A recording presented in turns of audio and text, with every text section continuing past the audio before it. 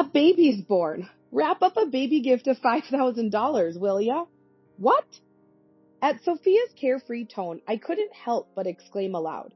It's been years since I've been in touch with Sophia, after what happened, and yet she wants to be celebrated?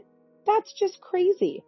When I told my husband Noah about this, let's both go and give a baby gift, he surprisingly said. Unbelievable. But Noah seemed to have a plan, so I ended up going with him to Sophia's house. A reunion with Sophia after such a long time, we greeted her with smiles and congratulations. Congratulations on your baby, Sophia. This is our gift for the baby. Noah, smiling, handed her a piece of paper. The moment she saw it, Sophia's face changed. What is this? Sophia turned pale. It's nice to see you again, Mrs. Jones. With that, Noah took off his hat and smiled cunningly. Seeing Noah clearly, Sophia's eyes widened in shock. You are... And she began to tremble pitifully. My name is Harper Thomas, just turned 30. My husband is the 35-year-old Noah, and our recently 4-year-old daughter Charlotte. This is our family of 3. A normal, peaceful life, but the journey here wasn't smooth. Actually, this is my second marriage. My first marriage goes back about 5 years. Charlotte is the child of my ex-husband, Elijah. Elijah is remarried, just like me. His wife is my younger sister, Sophia. Sophia, 29, a year younger than me. Being close in age, we should have stayed on good terms as adults. But I haven't been in touch with Sophia for a long time. After what happened, it's natural. People who don't know the situation say things like, sibling fight? Make up soon. However, what Sophia did to me isn't something easily forgiven. What happened between us sisters? There lies a complex situation. As kids, I remember Sophia and I were just ordinary close sisters. The change began to show maybe when Sophia entered middle school. She realized she had a cute face, started getting into fashion, experimenting with clothes and hairstyles, and dieting more. Naturally, her studies started to suffer. Sophia was getting scolded more and more by our parents and teachers. Moreover, my presence probably added pressure on her. Not to toot my own horn, but I was relatively good at academics, maintaining decent grades. Sophia would get upset being compared to me. Of course, I tried to support her. I'd ask our parents not to be too hard on her, and sometimes helped her with her studies. But interest can't be forced. Her grades didn't improve, and Sophia dove deeper into beauty. She started wearing makeup, and by high school, she even appeared in magazines as a model. Sophia's circle of friends had become quite flashy, but she still looked up to me. Big sis, top of the class again. You're so smart. I really admire you. I brag about you to all my friends. She often said things like that warmly. Eventually, I entered a prestigious university. A year later, Sophia went to a beauty school. It was around then that something puzzling happened. I was at a cafe near the station working on an assignment when I heard a familiar voice.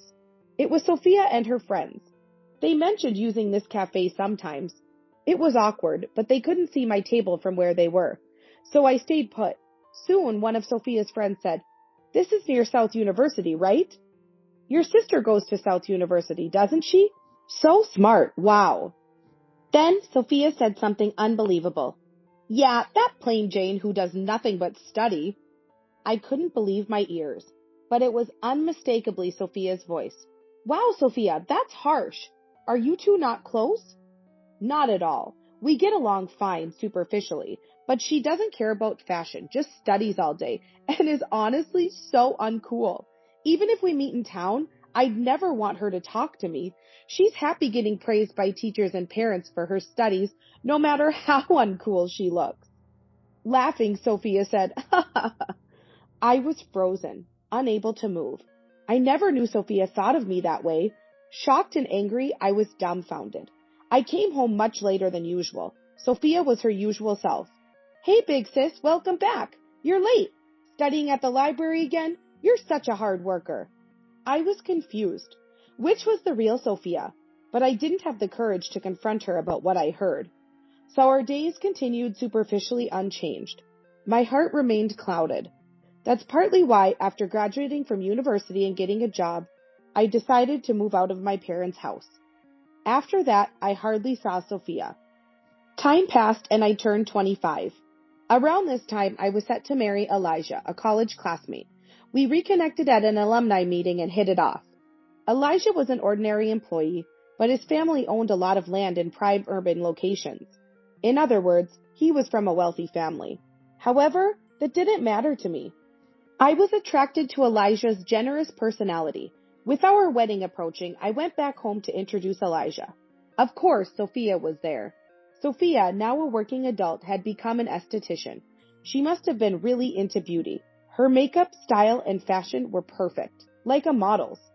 I was nervous at first, but Sophia laughed freely and congratulated us as before. My heart gradually warmed to Sophia again. Maybe back then, Sophia was just a moody teenager. Time has passed and we've both grown up. I convinced myself of that. Soon, Elijah, Sophia, and I, being close in age, became good friends. Sometimes the three of us would hang out together. It would have been tough for Elijah if Sophia and I were still awkward. This is good. After marrying Elijah, I quickly got pregnant. I decided to give birth near my parents' home. So I discussed with my parents and started visiting a hospital nearby. It was a busy time. I had severe morning sickness and had to be hospitalized for a while. My parents visited, but I rarely saw Elijah or Sophia.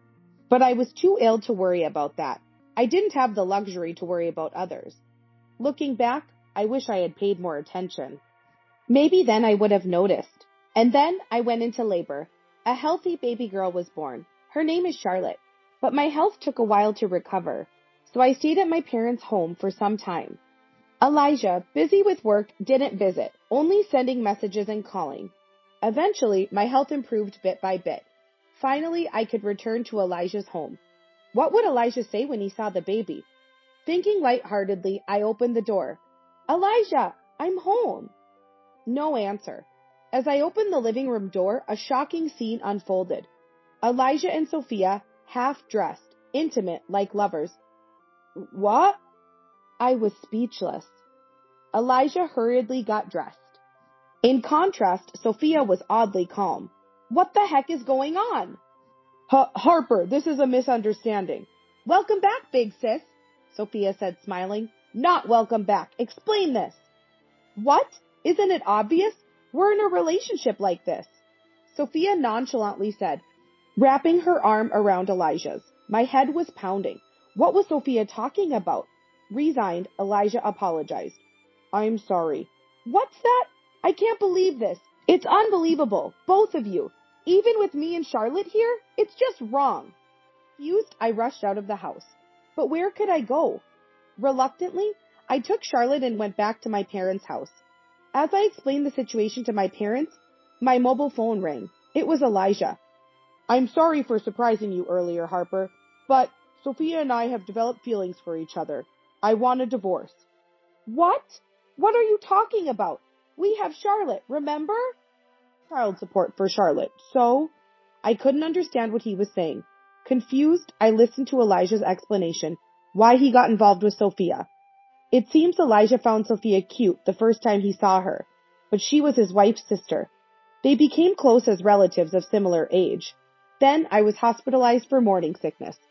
During that time, Elijah and Sophia grew closer.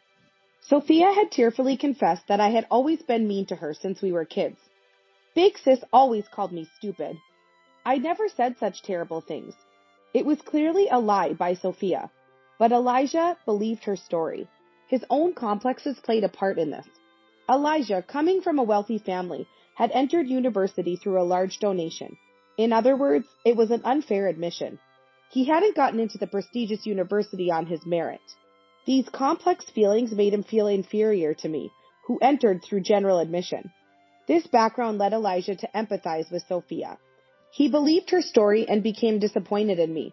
You're smart and responsible, sure, but that doesn't mean you should belittle Sophia. I'm disappointed in you.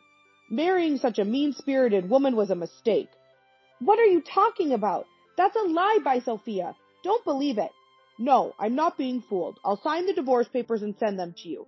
Wait a minute. Listen to me. My cries were in vain as the call ended. Unbelievable. He believed such lies. I was stunned. A few days later, overwhelmed by everything, I came down with a fever. My parents, knowing everything, comforted me and took care of Charlotte. How pathetic. I need to recover quickly and sort out this mess. While I was thinking this, the entrance door opened. I thought it was someone else, but it was Sophia. Oh, big sis, you're here at home, Sophia said nonchalantly as she returned. I couldn't suppress the trembling anger. What are you talking about? What do you mean, Sophia? Lying and deceiving Elijah, I shouted. My parents heard the commotion and rushed over to stop us. But we didn't stop. I've always hated you, big sis. Sophia spoke in a lower tone than usual, slowly.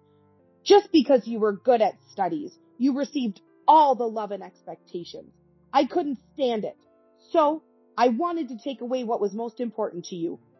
The house fell silent at Sophia's confession. I couldn't believe Sophia had such thoughts. Anyway, focusing on beauty paid off. Elijah is just a typical man. Fell for it easily.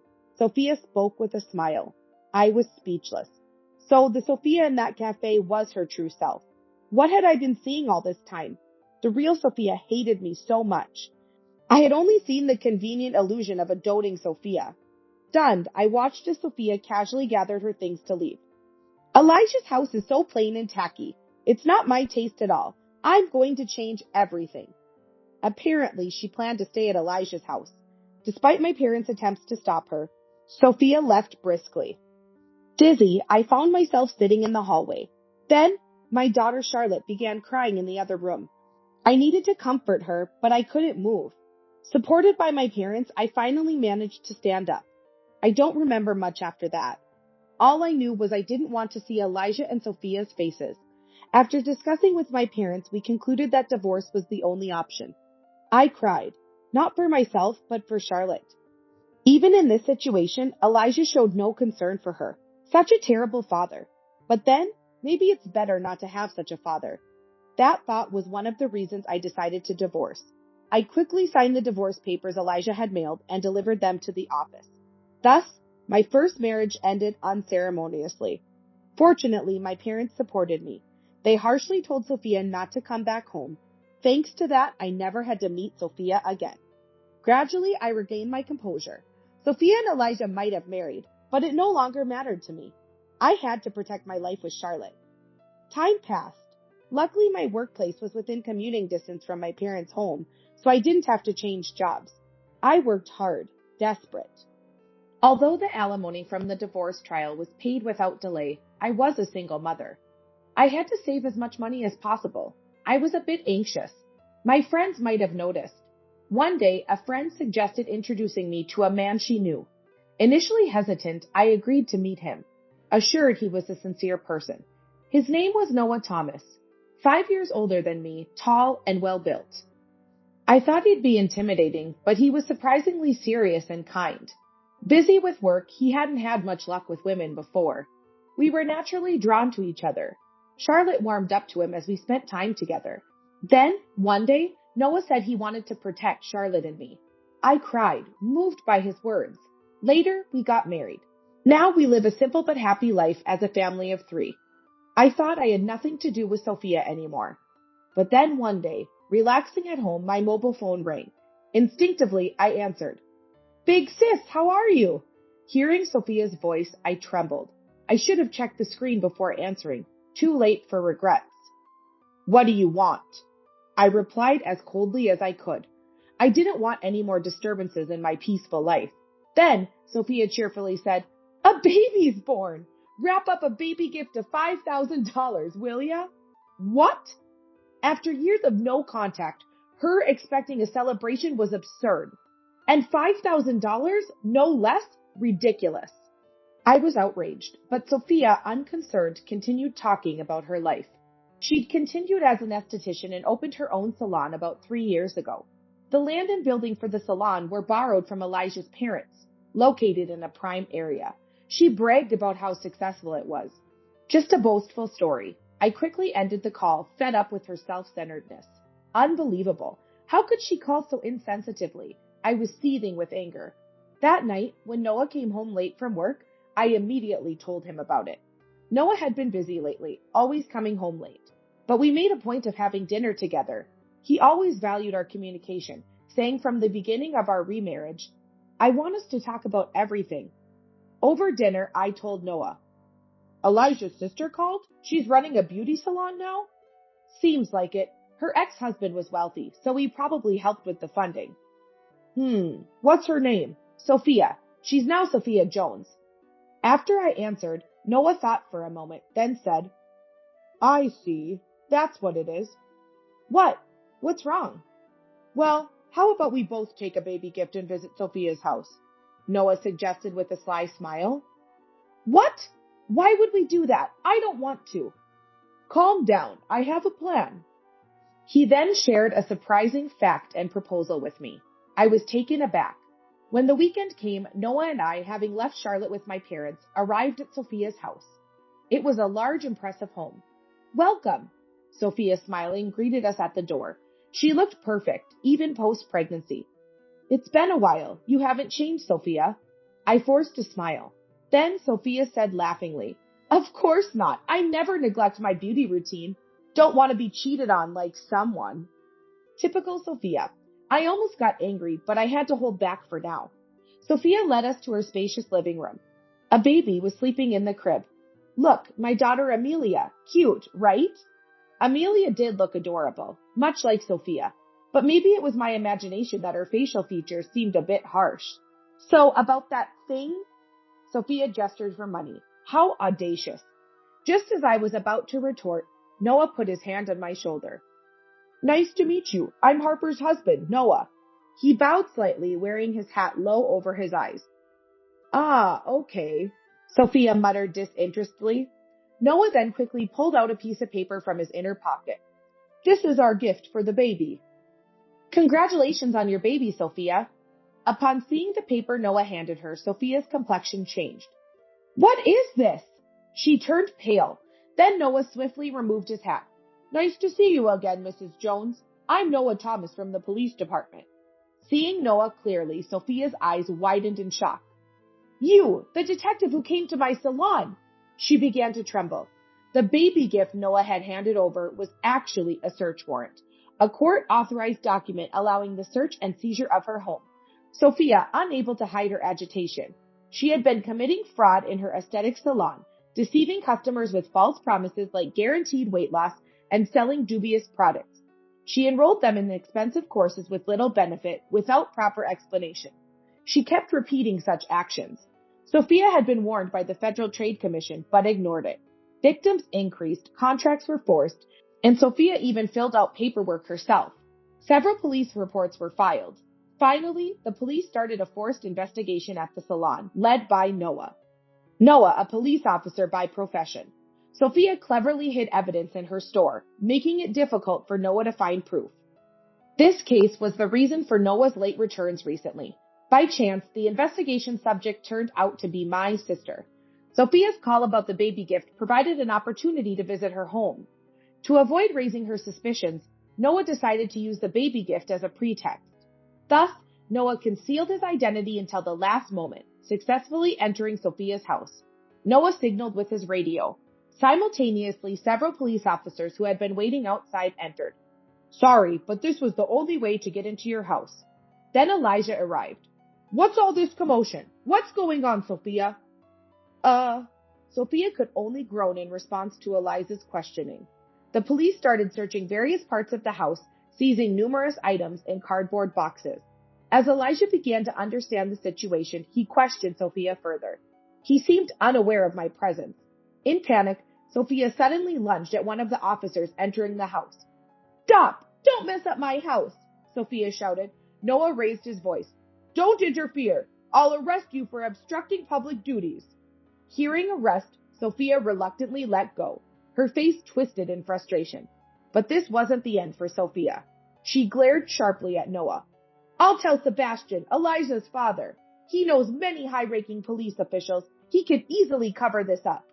Sophia was relying on Elijah's father, a wealthy landowner with extensive connections. In her desperation, she turned to Elijah. You can do it, right? Your father has always used donations to influence people. What are you saying in front of the police? Elijah was flustered. Sophia, in her panic, lost the ability to think rationally. Noah spoke calmly. The Jones family, right? Old landowners. Sebastian Jones, Elijah's father, a former city council member and wealthy man. So, what about it? He's already been indicted for bribery in a corruption case. He's currently in custody. What? My father? Now it was Elijah's turn to panic. The Jones family was wealthy, but apparently involved in corruption. Elijah's fraudulent admission to university suggested a family habit of solving problems with money. Why is my father-in-law involved in this? I don't know. Sophia, were you committing fraud at your salon? Shut up. Now's not the time. Elijah and Sophia began arguing bitterly. Amidst the chaos, I quietly addressed Sophia. Isn't it time to give up? It's unbecoming. What did you say? You lied again. 4 years ago, you made up lies about me to Elijah, crushing my heart. And now, deceiving your clients for your own benefit? No matter how beautiful you are, your heart is ugly, the lowest of the low. What? Sophia opened her mouth to respond, but then a police officer's voice came from the back room. We found a work computer. Sophia bit her lip in frustration, likely knowing it contained incriminating evidence. Mrs. Jones, we'll discuss this in detail at the station. Please come with us. Sophia slumped in defeat, her face a picture of despair. It seemed she no longer had the energy to resist. Initially, Sophia denied the fraud charges at the station, but analysis of her computer's data uncovered evidence. She was arrested for fraud, extortion, and forgery.